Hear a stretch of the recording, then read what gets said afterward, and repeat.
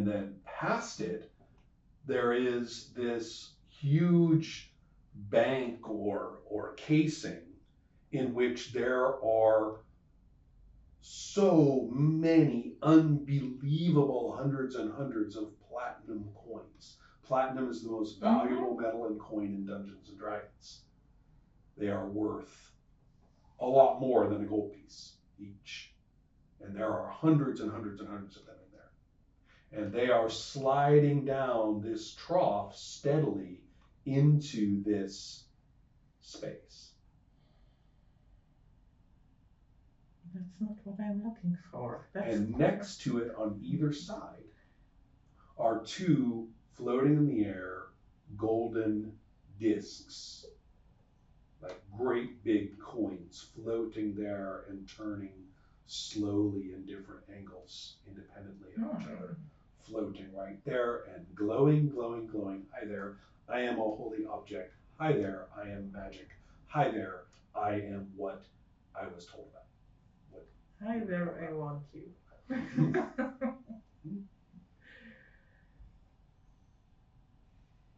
Yes, so let's grab one of those things.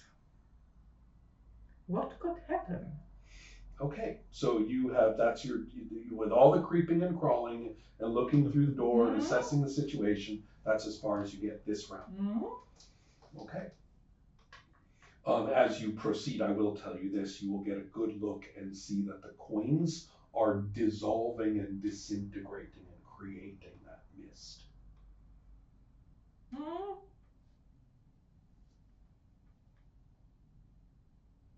I have two hands. I can grab something and a couple of coins. If you get over the prop and scoop with you, I see. Maybe. Okay. Let's see. I'm not going to come back here. Once enough. Okay, so there is your circumstance there. Good. And I think we need to go and take a look around. Okay, now as for the Tirafek situation, calling for the Tirafek because it is lonely and sad, and instead of hiding in its basement the way that it always did, now it roams around the walls and is warned away from going outside by the snarls of the baboons. But it peeps through the cracks, if you can call it peeping, because it has no eyeballs. Oh, it does have, remember? It has the two eyes. 3. Yeah, and then the one in the back of the head. Right, yes, it has plenty of eyeballs.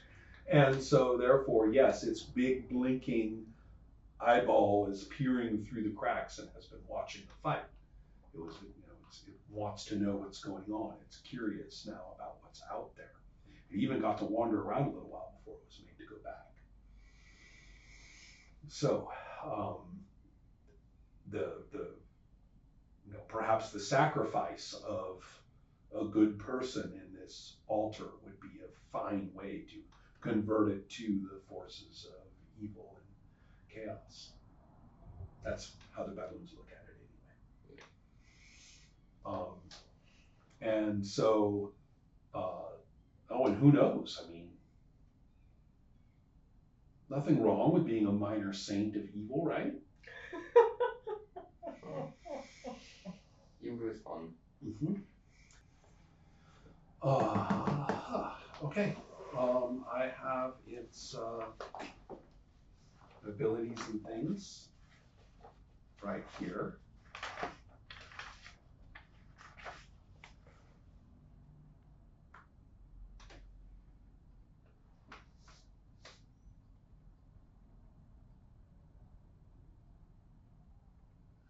Right. All creatures and persons within a 30-foot range stand confused for one melee round. It does not say that you can save from that. So what happens next is horrifically confusing as the Tirafeg breaks open the door that it's been peeping through, and actually comes out into the courtyard. But its effect is stroboscopic. There's like a flashes and blinding absences and presence of light, so that when your eyes clear and And the baboon's eyes clear in confusion. There are 3 of them. Terrifics. Not 1. I mean, 3 eyes, 3 heads, 3 arms, 3 legs, 3 selves. Why not? So you had not seen this before, had you?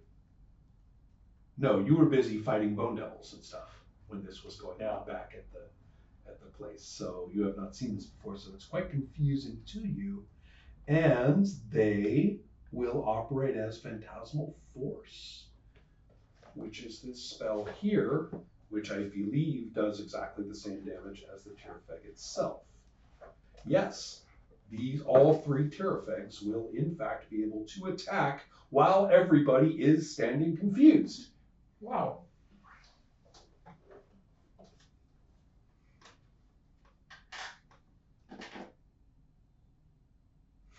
Tirfeg attacks. Similar, right?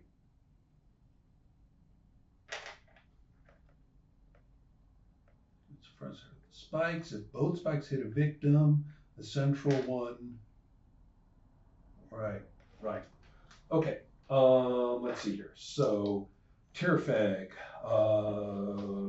Still have this out. 2 against armor class 7. 2 dice. Now it's a 4 die creature. Oh my god.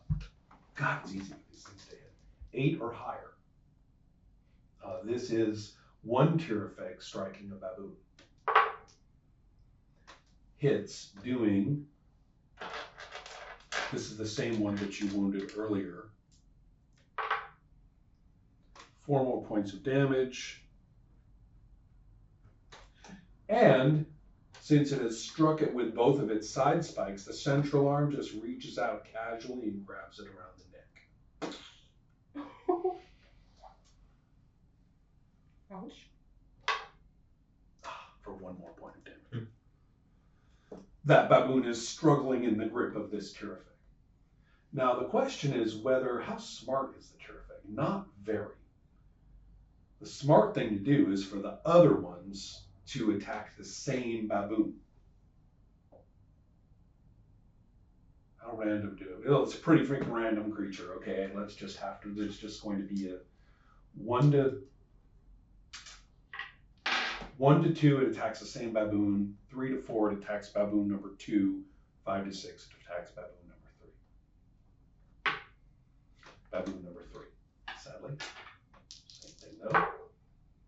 Striking successfully with both arms. For 6 points, and then for the grab, 7.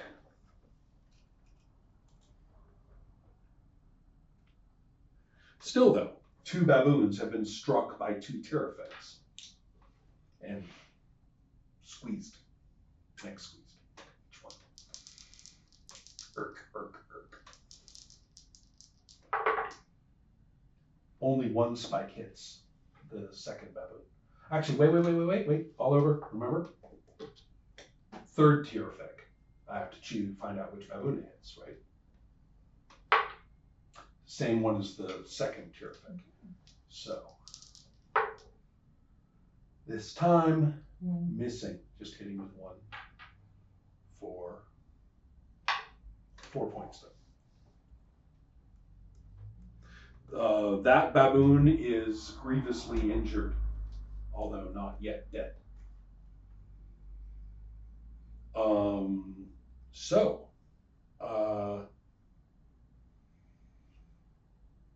That occurs during the rounds that the baboons are confused, and while you, in fact, are also confused. So you have no action during this round. No. Still, though, the baboons are busy. And that is that for that round. Okay, I think that accounts. Was that a new round, or was that...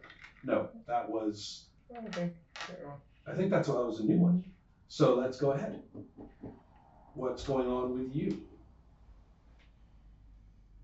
You should be out of your... Yeah, I'm free. Yes, you sit up. Yeah, I'm prepared to do that. Actually, I think initiative matters now for the collective situation Right. down there.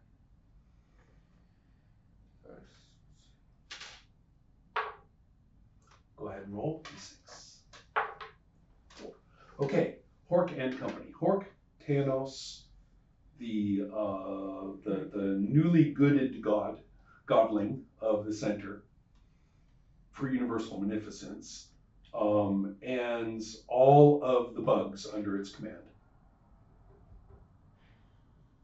We have to finish this guy. We can't leave him. Which one? The one with tentacles. Ah, okay. So,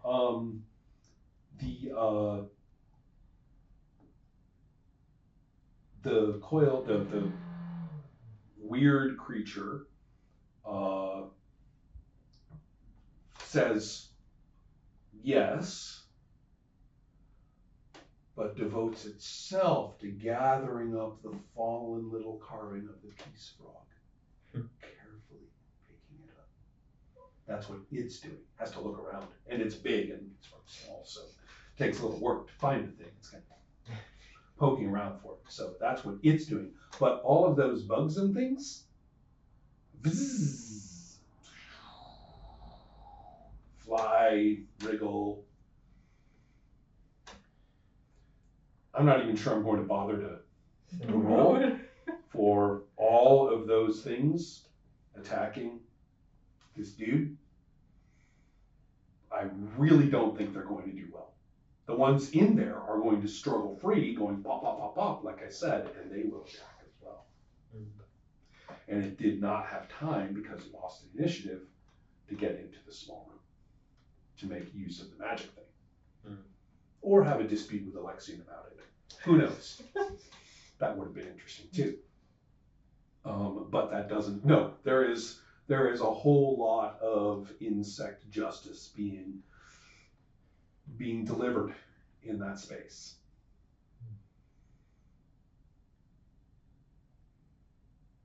Meanwhile, the big creature, it's the peace frog. What are you doing during that time? What are your actions? Thanos is, has 1 hit point left, for your information.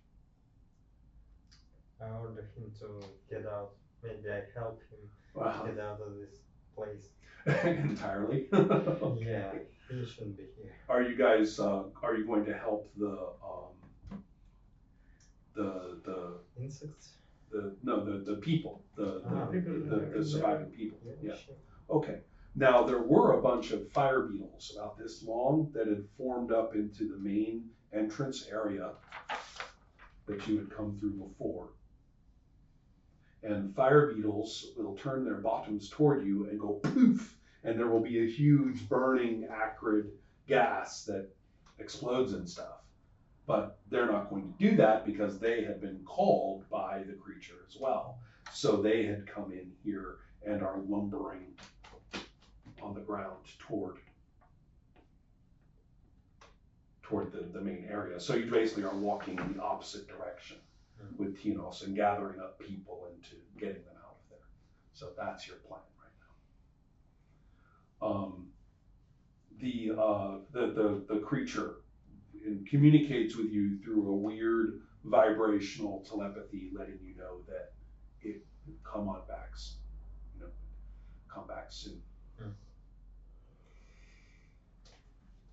It needs more help and instruction.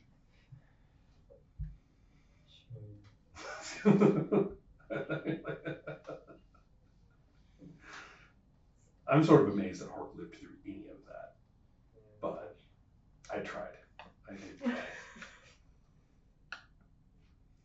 Okay, so you're heading on your way out, and then here we have Alexian, I think.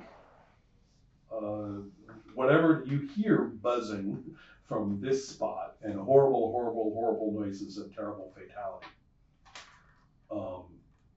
As every imaginable insect attack from a variety of species are visited upon one large creature. There you are with that coin, and your quasit is saying, its power is right there.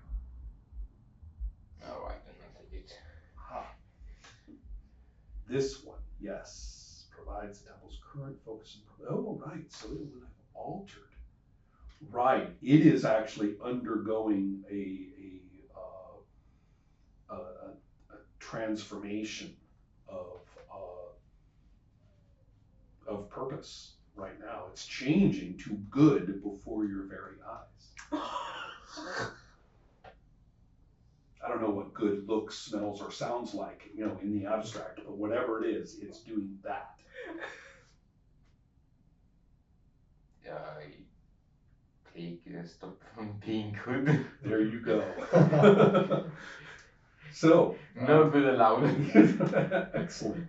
So you seize this thing, which becomes sort of this very heavy, ordinary feeling coin-like object in your hands. And you, at the same time, are seizing one of those things, correct? Are you going to one incarnation, going to the other, or? I think yes. Okay.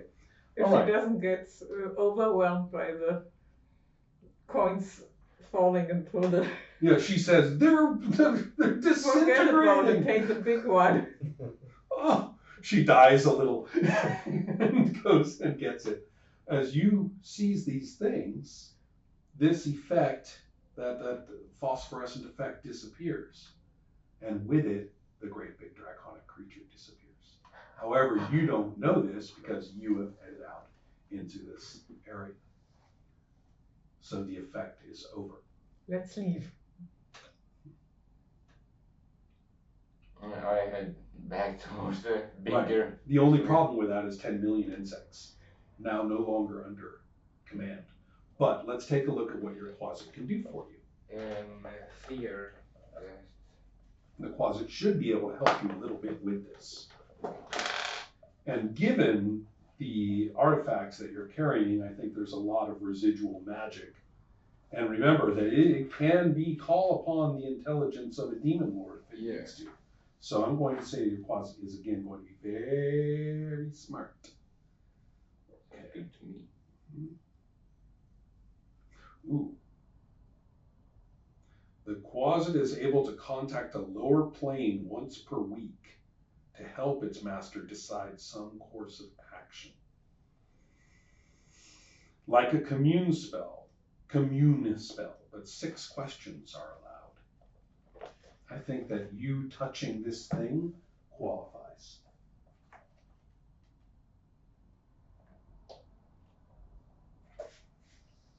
If I'm not mistaken, that's a 5th level cleric spell. All the good ones are 5th level. Commune, indeed.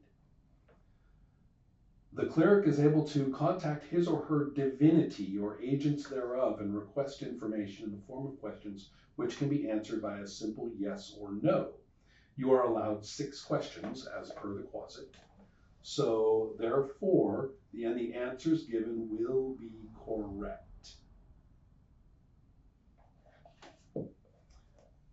So you may contact the essence of the Church of Chaos for advice at this time. The closet is basically saying there's no way we're going to be able to sneak out with all of those angry insects there. We need help. And it says something along the lines of, I really don't like doing this, but opens your mind into the demon lords of chaos.